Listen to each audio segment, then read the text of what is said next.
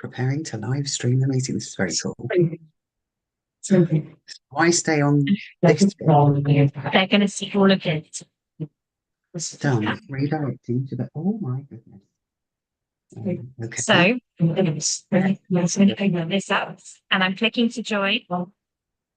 And the event will start soon. So, are you seeing it show you LinkedIn and LinkedIn pop up or anything on your screen? I'm now looking at a LinkedIn pop-up thing. People on LinkedIn are going, and it wants me to join. And this is my face. I can see it. I can't see you yet. Does it? Do I actually have to join?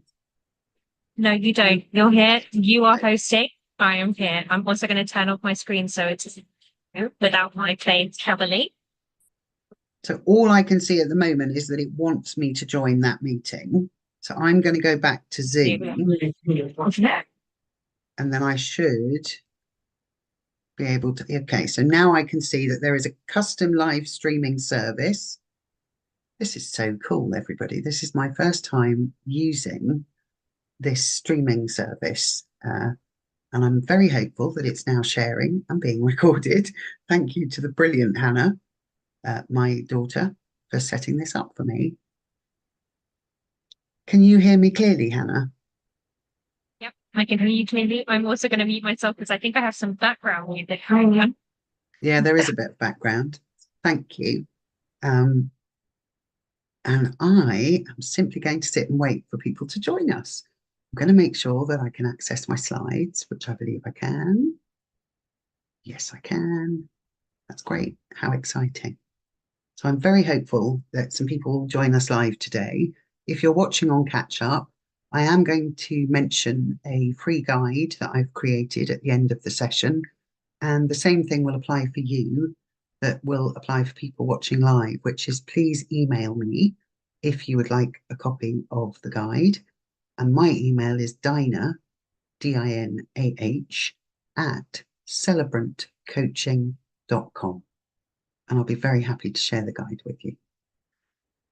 It's an enormous topic and we have only got 30 minutes to cover it today. So obviously we are just scratching the surface. But I do hope the guide will be a useful addition to the session.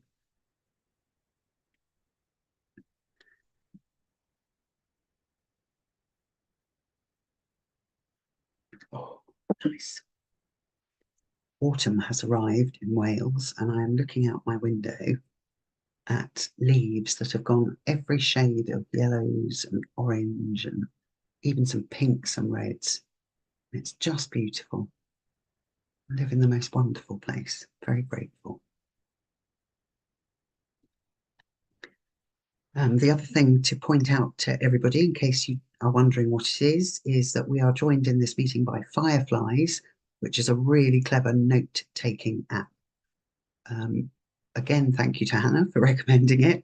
I now use it when I'm training and all my students get a full notated write-up from Fireflies, not only of actions to take, but of every single word in our training sessions. And if you haven't heard of it or tried it, I can recommend it very highly. It's going to be taking notes for me today. And if anybody would like a copy, a written version of what I've said, again, when you email me, feel free to ask for that. And I will be copying those and pasting them somewhere that you will have access to them. So we've got a couple of minutes before I'm due to begin. Because we have 30 minutes today, I am really strictly going to stick to time. So whether I have people joining me or not at 2, I will begin. And as I've mentioned, the recordings are going to be made available. I will share those over the next few days if you couldn't join us live today.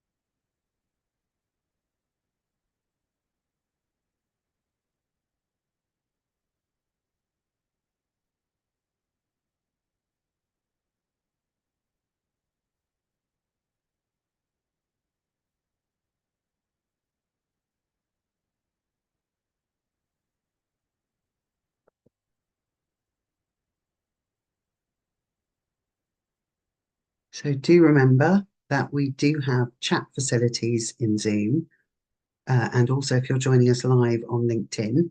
So you can pose questions, and I will do my best during the 30 minutes to get to any questions that I'll raise today. And as we are now actually on the dot 2 o'clock, I am going to share my screen and bring up a PowerPoint to start my presentation from. So, Hannah, can I just ask you to unmute for 1 second and confirm for me you can see my slides? Yes, but you might just need to pin your screen. Oh no, that's good. Okay. You can see?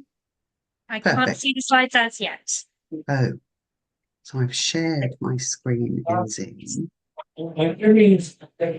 So I can't see it on Zoom yet. Okay, so I'm going to come out of that from slideshow in PowerPoint, go back to Zoom and share my screen. Let's try that again. Share.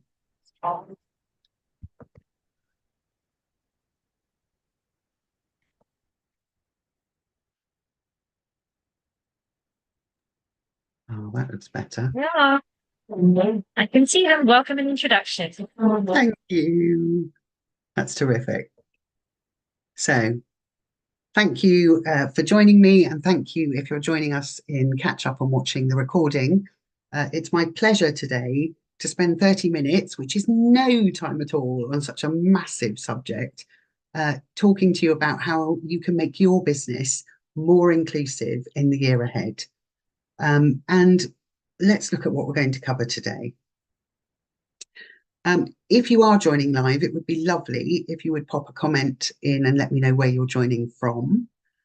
Today, we're going to look at how inclusivity benefits you as a business and a small business owner, how it grows our communities, and how it boosts our relationship with all of our clients. You know, it can't be a buzzword. It has to be an integral part of our business. And today, my objectives for the next 30 minutes are to share with you 12 actionable steps that you could take that will instantly start to make your business more inclusive. I'm going to share with you an outline for and explain why it's worth doing an inclusivity audit. And I'm going to suggest some goals that you could set to start implementing straight away that will have a real impact on how inclusive you are as a solopreneur or a small business in 2025. So let's get started. Why is inclusivity important? I personally think that each of us will see this from a slightly different perspective. And on many levels, that will be about our own experiences, perhaps when we have felt excluded. One of my key memories from a time I spent, and it was almost 11 years I spent in a wheelchair, one of my key memories is going to a lot of trouble to visit a restaurant in London that I was really excited to eat at. And we told them several times that I was in a wheelchair, that I was a wheelchair user. I would not be transferring to a seat. I needed a space at the table for my chair. And they did that really nicely. And when we arrived, there was indeed a space at the table for my wheelchair. And I felt very included, very seen. I was really pleased we'd phoned in advance. Until about halfway through the meal, when I said, "Could you tell me where the disabled toilet is, please?" And was told with an absolutely straight face by the waiting staff that it was downstairs. When I asked where the lift was, they said, "Oh no, we don't have a lift." And downstairs was down a spiral staircase, which in the end, my husband carried me down and back up so that I could use the toilet.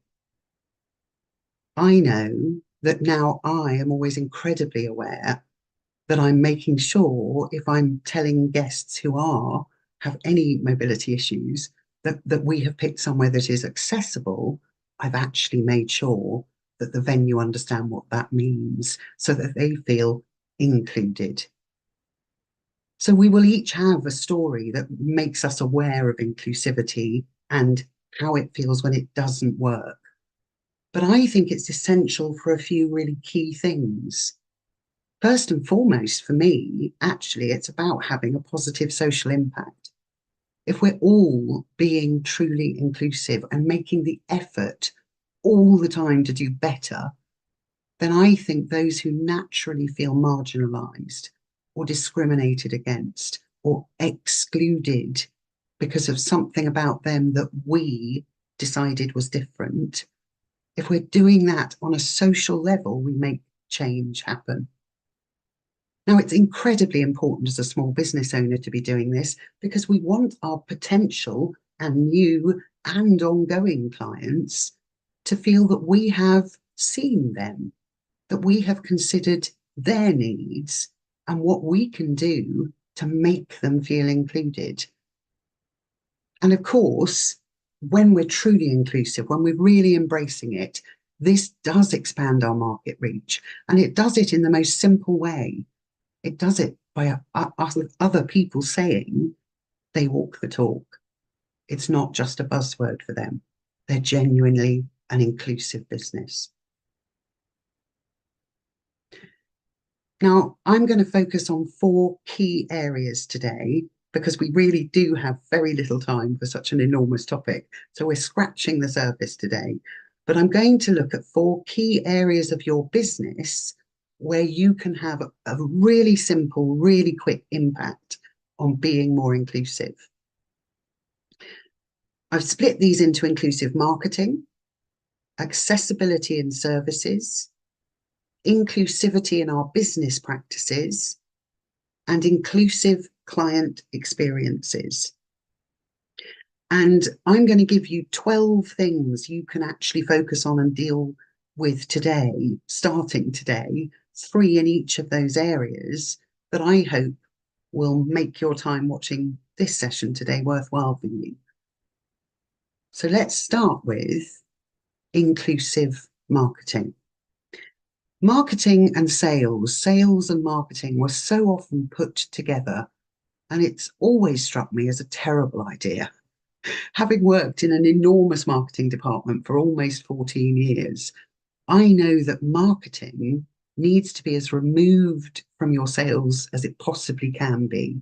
Because if you are selling with your marketing, you're not really doing what you should be doing. Marketing should be beneficial, educational. It should resolve problems and issues. It should be about them more than it is about you. And one of the ways that we can look at our marketing to see how inclusive we're being is with our imagery. For many people who visit our websites or our social media, images are the first way they decide, is this the right space for me? Is this person the person I'm looking for, or this business? Do we have something in common? One of the organisations I'm lucky enough to do a little bit of work with and to sponsor as my chosen charity for the last couple of years is Child Bereavement UK. They help children and those who support children to cope at a time of grief when somebody they love has died. And one of the things that first struck me about this charity and how wonderful what they do is how diverse the imagery they use in all of their marketing and all of their materials is. And they've taken this further. They have an excellent resource on their website, childbereavement.co.uk. They have an excellent resource on their website, which is a library of suggested books for various different age groups of children, but also they have been incredibly clever in saying children need to feel seen. They need to feel included. And for a book to feel relevant, they therefore have to see imagery that says, well, that person looks like me. The situation they're living in feels familiar to me. So they have books for children of colour. They have books for children of mixed heritage, children in foster care, children in families with two daddies or two mummies. It is so important that imagery that we see when we visit your business website says, I feel like I've been seen by this business. Have a look at the images that are currently on your site and on your social media and ask yourself, how diverse have I actually been, and what could I do immediately to change that? You have to think too about your language. One of the fastest and most important changes and actions you can take is to think about how gendered the language you're using currently is. I look, obviously, because I work with and train lots of celebrants, I look at lots of new websites. And it really does still surprise me how many people refer to the bride and groom as though that is somehow the standard language. You have to change that language. You have to talk about partners and couples, make it non-gendered. And at the same time, if you really want to create a space that feels inclusive, start using your pronouns. I'm often really surprised when I deliver webinars or I'm on a Zoom session with lots of people to be the only person on there who's showing my pronouns. When we do that, we encourage other people to say, this is a safe space to use my pronouns, to ask people to use my correct pronouns, and to feel like I will be heard and I'm in a safe space to do that. And social media, which we're very fond of using, many of us, to promote ourselves and the people we have worked with, it's really great when you share testimonials, and very important that you do so. It raises your credibility. One of the things I would encourage you to do, particularly now we're at a time where AI is producing testimonials for people, and I wrote a blog recently and it suggested, I asked AI to review it, and it suggested it needed testimonials and made 3 up for me. Horrifying. What I now suggest you do is talk to people you've worked with and ask them to do a short video testimonial for you. One of the things this is going to show your potential clients is, are your current clients actually diverse? Are you making claims about being inclusive, but not really walking your talk? Or are you, in fact, an inclusivity champion? Demonstrate that. Ask people. Yes. So having a little bit of difficulty screen sharing. Oh, I'm just double checking that everything is working. But one is and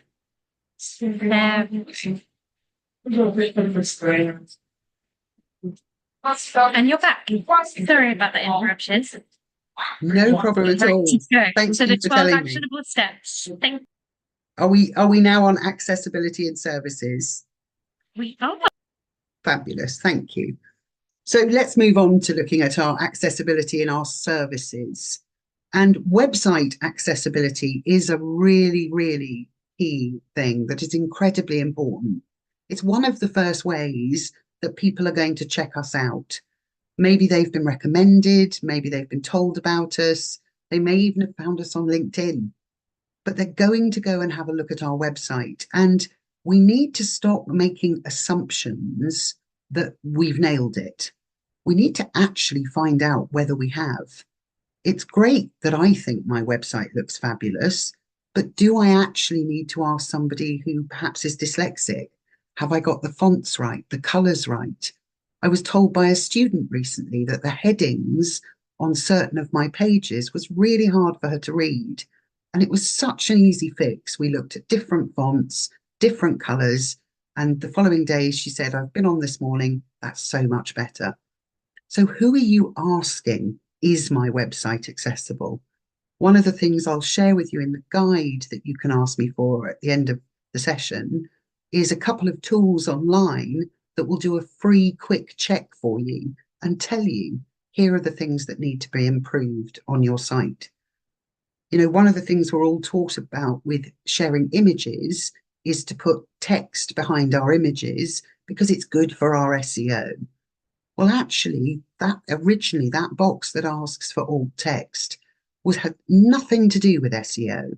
It was to help people who can't see an image to have it described to them, to tell them what was on that page. Make sure that your site is screen reader friendly, because if somebody can't visually look at your site, a screen reader is going to allow them to still know what you're sharing and decide whether or not there's somebody they want to work with. Now, physical accessibility is such an important thing. I worked for an organisation a few years ago and I loved my time with them and thoroughly enjoyed being part of their business growth. But I realised very quickly that had they approached me 10 years earlier, whilst I was still a wheelchair user, I would have had to turn down the role. Their head office was completely inaccessible. They said, oh, well, we've got a lift. You would never have got a wheelchair into this lift. Never mind, close the door afterwards. So if you are creating events as part of your role, or you're working at venues where events are being held and you're inviting clients, you need to own that responsibility and check. Are they accessible? Will somebody with mobility issues be able to access this as a safe space? If I have somebody who's coming who needs to use a hearing loop, is that an available option? If I have people attending this event who are neurodiverse, who may need a quiet space during the day where they can go and just have some downtime, is that available? And have I made it easy for them to find it? And what about your products and your services? Are they as inclusive as they can be? One of the things that I have to consider, because I live in Wales, is when I'm involved in a local event, is there going to be somebody delivering in Welsh? Do we actually have an event that's large enough that perhaps we ought to be offering an on-site British Sign Language interpreter? Think about how your delivery could be flexible.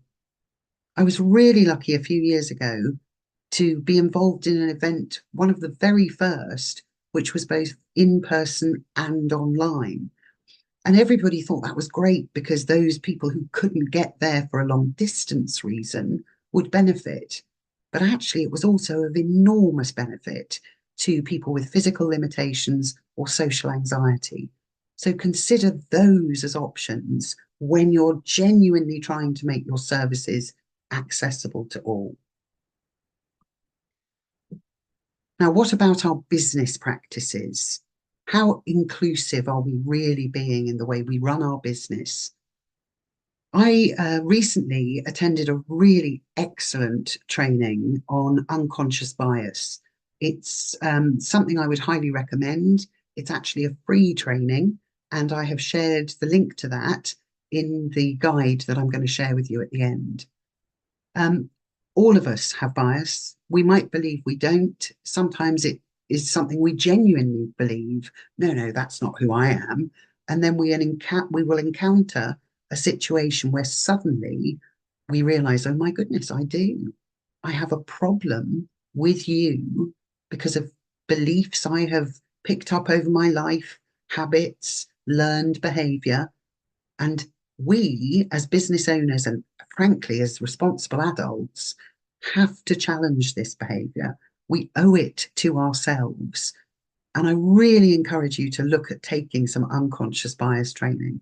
Being aware of it and how it impacts us can have a huge impact on how inclusive we are in our business. Think about the contracts you create and the forms that you ask people to fill in. How easy is that for somebody who perhaps has reading issues? Have you checked font sizes, colours, background colours? Have you actually checked that they have access to a computer? I still regularly print off contracts or forms and send them in the post to people because one of my jobs as a celebrant is often to work with people who are grieving. And when people are grieving, they're often not thinking as clearly as usual. So it's really important that things are very clear for them and that they can go back and refer to them more than once if necessary. Make sure that you include things like diverse relationship structures. Don't just put, are you married or single? Ask in more diverse ways and make sure that you're including that key piece of information, every form. What are your pronouns? And what name would you like to be called? You know, just because somebody may have to on a form put their legal name doesn't mean that's what they really want to be called. Go to the trouble of asking. And one of the big things that's become easier and easier for us to do as business owners is to accommodate people who perhaps are really struggling financially, but for whom our service or our product could change that. Now, I know as small businesses, we can very easily feel like, gosh, I give everything away. But actually, offering flexible payment options has become something that many of the platforms are now offering. Yes, effectively, we're losing a small amount in a fee, but we are opening up our services to people who otherwise would not have a hope of working with us. I personally do this through Stripe. I find it absolutely superb. There are many, many business payment sites online now where you will still be paid. They are actually the ones taking the risk. Do some research on that. So the last thing in these steps is our inclusive client experience. Client onboarding, bringing in a new client and making them feel seen and like we have made our business as accessible as possible is really vital. Make sure that you're asking questions to every single client that you work with. You have no idea about somebody's cultural accessibility, all kinds of preferences. You don't know. Do not make assumptions. Please make sure every client is asked all the same questions. And customize your services to reflect your client's background and their needs. One of the ways this is particularly important for celebrants, of course, is in the rituals and elements that we can include in a ceremony for them. It's really important to always be aware that we are appreciating a culture, not appropriating a culture. But if we're asking the right questions, we can make sure that our service reflects the cultural needs of every client. And lastly, we need to make sure that we provide a mechanism where people feel comfortable saying, do you know, this isn't as inclusive as I'd like it to be. And ideally, that needs to be anonymous so that they can leave feedback somewhere for us and we will take action to improve the experience that people are having. Now, one of the key parts of the guide that I'm going to send you if you send me your email is a guide on inclusivity as an audit of your business. How are you doing so far? And it looks at three key areas. How's your marketing? Does it include those diverse images that we talked about? Is your language really inclusive? Are you offering services that are accessible, that are accommodating the needs of a diverse group of clients? And what's your client's experience actually like with you? Do all of them feel respected? Do they feel welcomed?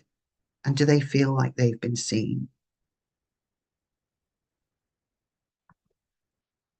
Practical changes that you can make immediately and over the year ahead.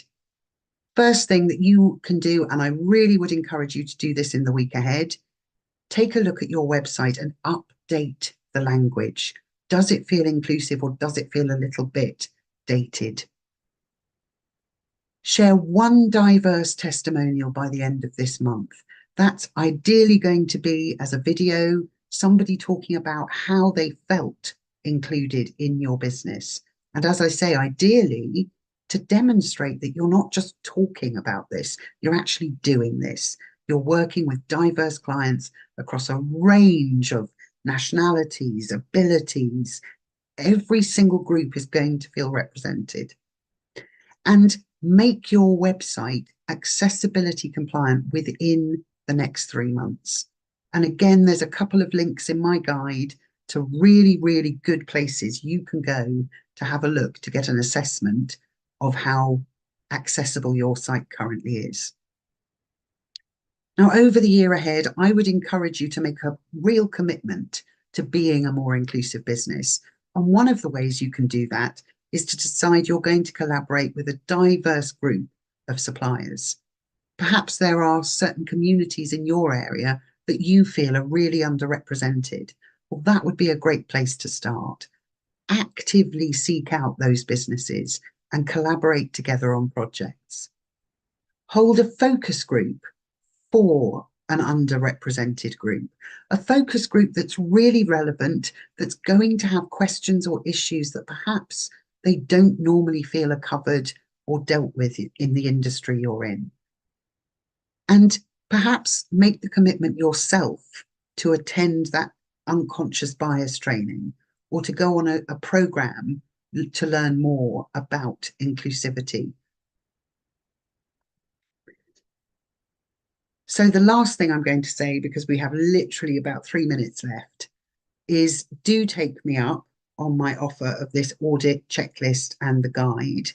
It will give you 12 really detailed steps that you can take in the year ahead and give you an outline of how to carry out that inclusivity audit.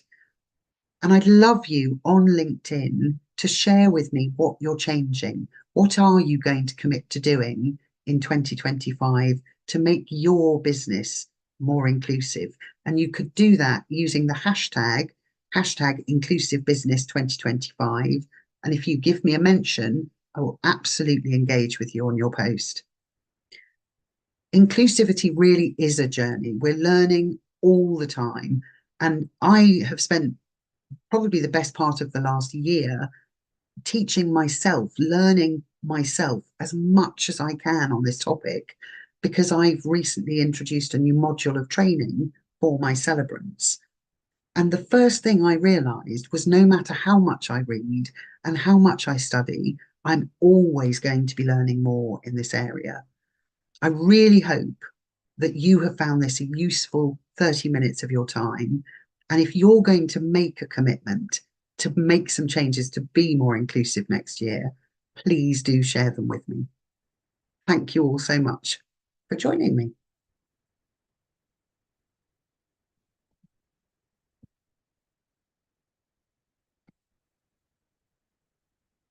So I'm just going to have a quick look at our chat and see if there were any questions. I think Hannah has said she was going to pop them in here if there were, and at the moment I can't actually see any. I can see that Sarah Van Dork has joined us, and I can see that Kerry Stamp has joined us. Hello, you two. How lovely to see you. But that's all I can see in our messages at the moment. So I am going to thank you for joining us and say if you do have any questions, please connect with me on LinkedIn, pop me a message, and I'll be really pleased to help. And don't forget that if you want a copy of the guide, you need to email me, and that's Dinah, DINAH, at celebrantcoaching.com. Thanks, everyone.